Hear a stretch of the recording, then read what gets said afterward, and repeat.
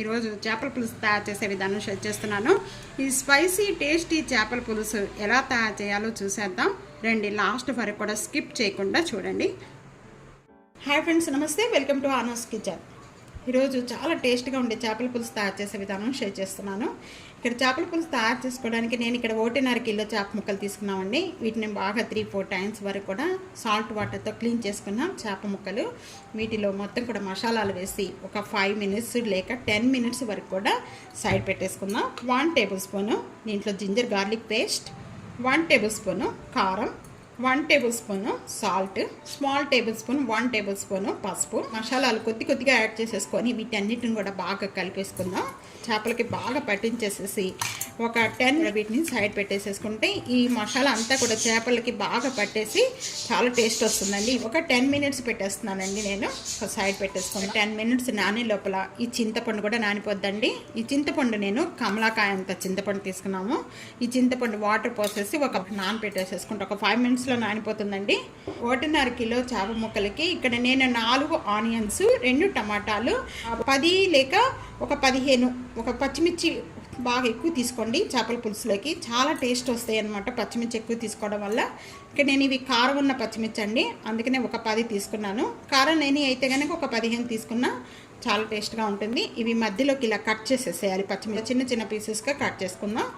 టమాటా మాత్రం ఇది ప్యూరీ చేసుకొని పెట్టుకోవాలి. టమాటా అలాగే ఇక్కడ ఉల్లిపాయలు, కరివేపాకు. ఇక్కడ ఇవన్నీ కావాల్సిన ఐటమ్స్. ఇప్పుడు తయారు చేసే విధానం చూద్దాం. చేపల పులుసు పెట్టుకోవడానికి ఎప్పుడు కూడా బాగా వెడల్పాటి గిన్నె తీసుకోవాలండి. మందమైనది వెడల్సి పెట్టుకోవడానికి కానీ ఈగురు కానీ వేటికైనా కూడా కొద్దిగా సపరేట్గా ఉంటే వీటన్నిటి కూడా ఈ విధంగా నేను ఈ విధంగా వెడల్పాటి తీసుకున్నాను. ఈ డబ్బకెట్టితో మొత్తం కూడా 4 టేబుల్ స్పూన్ ఆయిల్ వేస్తున్నానండి. చేపల పులుసులో ఎప్పుడు కూడా ఆయిల్ ఎక్కువగా ఉండటం వల్ల చాలా టేస్ట్ వస్తుంది. ఒక 3 రోజులు కూడా చేపల పులుసు అనేది నిలవ ఉంటుందండి, పాడవకుండా అంత టేస్ట్ వస్తుంది. కాగిన వెంటనే కూడా ఒక 1/2 టేబుల్ స్పూన్ మెంతులు, 1 స్మాల్ టేబుల్ స్పూన్ అండి, 1 టేబుల్ స్పూన్ జీరా, 1/2 టేబుల్ స్పూన్ ఆవాలు. వేగిన వెంటనే కూడా కలర్ చేంజ్ అవుతుందండి. ఎక్కువగా సేపు కూడా వేయించుకోవద్దు, చేదు వచ్చేస్తుంది అలా వేయించుకోవడం వల్ల. ఈ విధంగా చేంజ్ అయిపోయిన వెంటనే కూడా ఇక్కడ మనం ఆనియన్స్ యాడ్ చేస్తున్నాను. మంచి కలర్ వచ్చే వరకు కూడా వేయించుకోవాలి. 2 టేబుల్ స్పూన్ అనేది ఇక్కడ నేను సాల్ట్ యాడ్ చేస్తున్నానండి. అల్లం వెల్లుల్లిపాయ పేస్ట్ 1 టేబుల్ స్పూన్. మూత పెట్టేసుకొని ఆనియన్స్ బాగా మగ్గిపోవాలండి. ఫ్లేమ్లో పెట్టేసుకొని మగ్గించేసుకోవాలి. ఇప్పుడు ఓపెన్ చేద్దామండి. మూత బాగా మగ్గిపోయాయి. ఈ విధంగా కలర్ రావాలండి. ఆనియన్స్ బాగా మగ్గితేనే పులుసులోకి చాలా బాగుంటాయి. ఆనియన్స్ ఈ విధమైన కలర్ వచ్చిన వెంటనే కూడా ముందుగా మనం టమాటా ప్యూరీ తయారు చేసి పెట్టుకున్నాము. ఆ టమాటా ప్యూరీ అనేది దీంట్లోకి యాడ్ చేసుకోవాలి. ఆనియన్స్ బాగా వేగిన తర్వాత టమాటా ప్యూరీ వేసుకోవాలి. కూడా 5 table spoon red chilli powder add చేస్తున్నాను.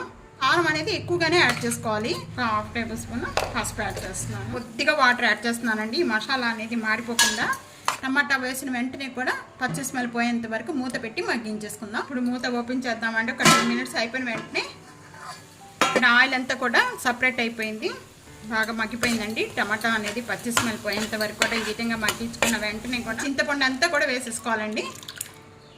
ఇక్కడ 2 మినిట్స్ అయిపోయిన వెంటనే ఇప్పుడు ఓపెన్ చేద్దామండి. ఈ విధంగా ఆయిల్ అంతా కూడా సపరేట్ అయిపోయిన వెంటనే ఇక్కడ 2 గ్లాసెస్ వాటర్ యాడ్ చేస్తున్నాను. దీంట్లో యాడ్ చేసేస్తున్నాను మొత్తం కూడా. ఫస్ట్లోనే మనం ఈ విధంగా ఒకసారి కలుపుకోవాలి. ఉల్లిపాయలు వేసుకోవాలి, కొత్తిమీర, పచ్చిమిర్చి కొద్దిగా వేసుకోవాలండి. కర్రీ అంతా కూడా మనం దించేటప్పుడు కొద్దిగా వేసుకోవాలి. ఇప్పుడు మూత పెట్టేస్తున్నాం అండి.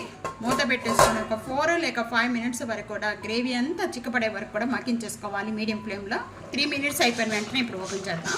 క్లాత్తో ఈ విధంగా మూవ్ చేసుకోవాలి. ఉడికినట్టు కూడా ఎలా తెలుస్తుందంటే ఈ వైట్నెస్ లేకుండా మొత్తం కూడా బాగా ఉడికిపోతాయి అనమాట పీసెస్. కొద్దిగా కరివేపాకు యాడ్ చేస్తున్నాను. ఇక్కడ మూత పెట్టేసుకుందాం.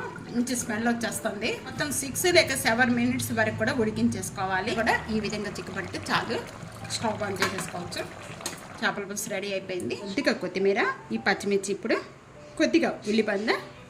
తప్పకుండా ఇదే విధంగా ట్రై చేసి మీకు ఎలా ఉందనేది కామెంట్స్లో తెలియచేయండి. ఫ్యామిలీతో ఫ్రెండ్స్ వీడియోని షేర్ చేస్తూ ఉండండి. సబ్స్క్రైబ్ చేయడం మర్చిపోవద్దు.